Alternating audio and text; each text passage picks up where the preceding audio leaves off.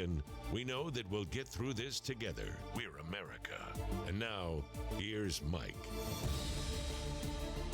We've had 2,976 cases confirmed in the last 24 hours, 205 deaths now in the United States, including the heartbreaking story out of New Jersey of the big, loving Italian-American family who have lost 4 family members. The matriarch, the mama, and the 3 adult children. It's just terrifying to know that it can strike with such devastation. 205 deaths in the United States, 48 reported in the last 24 hours, and yet there is such optimism over things like chloroquine. We're reading a lot and hearing a lot about a drug that has been an anti-malaria drug that seems to be pretty effective. Hydroxychloroquine or chloroquine. These drugs were approved by the FDA more than 50 years ago, and they're widely available and they're not expensive. And there are reports that people who have tested positive, chloroquine is hope personified for them. One medical expert, Dr. David Aegis, told CBS News, this is especially important for people in a high-risk category or the elderly. The drug works in 2 ways. One, it blocks the virus. The second, it tempers down inflammation, both of which play a very crucial role in benefiting people with COVID-19. So listen, there are updates. There is a rush to reach out to the American people in a government, private sector way, in a way that I've never witnessed really since 9/11. And even then, 9/11, let's be honest here, emotionally it impacted all of us. Not everybody was directly impacted in the way that this pandemic is. So welcome back to my kitchen, broadcasting from home. Lots of comments about watching the show on our YouTube channel. We invite you to go to YouTube. Lots of people are home on the internet now more than ever. So we hope you'll find the Mike Gallagher Show on YouTube and subscribe to us and watch the show. Watch our video clips as we play them all throughout the show. I am very optimistic about some of the acts of bipartisanship we're witnessing. Representative Ilhan Omar actually praised the president. A little bit shocking. There are still people who want to play political games right now, but at this point, I'm all about trying to be unified and trying to have compassion and dignity and care and clarity for millions and millions of Americans who are facing this. Words matter, too. I want you to know I have a heightened sense, I think, of responsibility to be careful not to say the wrong thing. I'm mindful that people are on edge and people are anxious. Governor Gavin Newsom made all kinds of headlines, of course, with his sort of edict that there is now a stay-at-home order in effect for all of California. Just the other night, I did a broadcast with Seb Gorka and Hugh Hewitt and Dennis Prager and Greg Clugston, our SRN newsman in Washington. And Dennis and Hugh had a pretty big disagreement about the response to this pandemic. Hugh of the belief that more is better, the Dr. Anthony Fauci model. If you're accusing us of overreacting, we're doing it just right. We've got to socially distance. We've got to keep away from one another. Everybody needs to play their part. Dennis, 2 of the smartest guys I know, and Dennis's pushback as a Californian was, we're closing down Fresno because of maybe a worry about the homeless population of, downtown Los Angeles.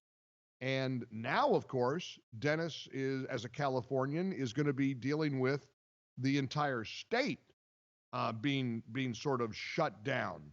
And it's not a shelter in place, but it's an order to stay at home unless you have an essential need to go out, of course, for groceries, food, medicine, so forth. But here's what I mean about words mattering. why that's so crucial that we get our verbiage right. The governor, Gavin Newsom, told the president that California expects more than 25 million people to be infected with the coronavirus in just the next 8 weeks. Now, you hear that number. I believe that's about half the entire population of California. But then he clarified. He meant without mitigation, meaning if steps aren't taken to socially isolate, to distance ourselves, all the extra hygiene steps, the hand washing, the sanitizing, that's what he meant. He said that he clarified the 25.5 million figure represented a projection without mitigation. Listen, we're hearing a lot about worst case scenarios. And we have to be careful. We have to clarify what's a worst case scenario and what is realistic.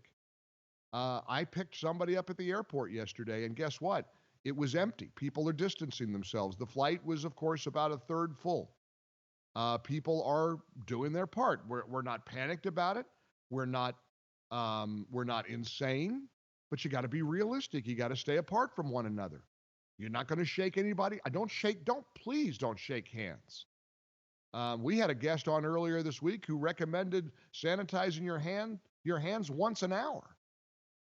So anyway, we just have to be careful here. We have to be so smart and concise in our verbiage. 25.5 million people are going to be infected in California within 8 weeks. People hear that.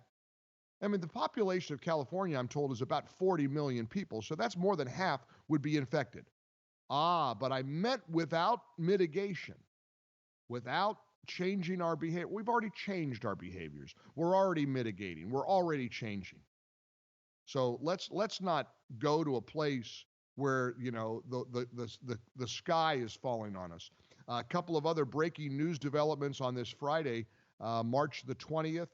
The United States deadline for filing taxes has been pushed back from April 15th to July 15th.